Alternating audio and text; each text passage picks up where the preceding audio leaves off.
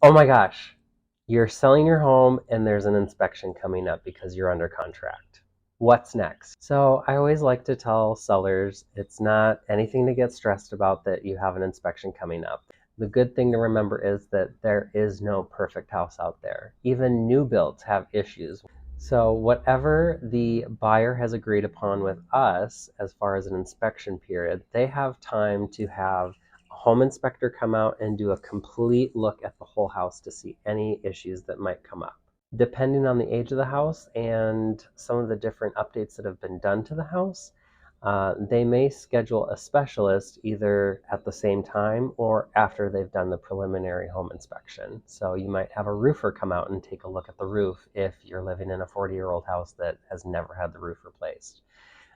You may also have the HVAC looked at by a specialist just to make sure that the life of that is all good to go.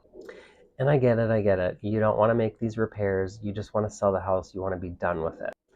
And that's okay. A lot of the times we can negotiate where we can give a credit to the buyer and just say, you know what, we're not able to fix this, but we will give you a credit towards your closing costs, and you can then use that money to then go and take care of the things that are concerning you.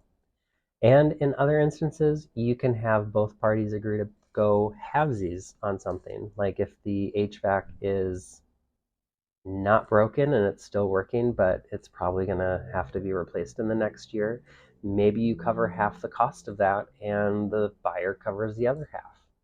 Again, everything is negotiable.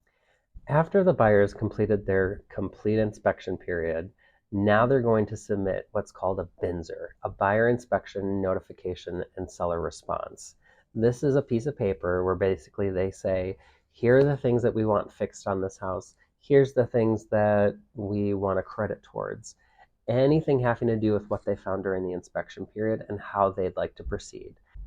Now, if they do cancel, that's okay. We would then probably just ask for a copy of the inspection report just for our records, and that way we can be transparent with any buyers coming forward after that point. As always, if you have any questions, please reach out to me.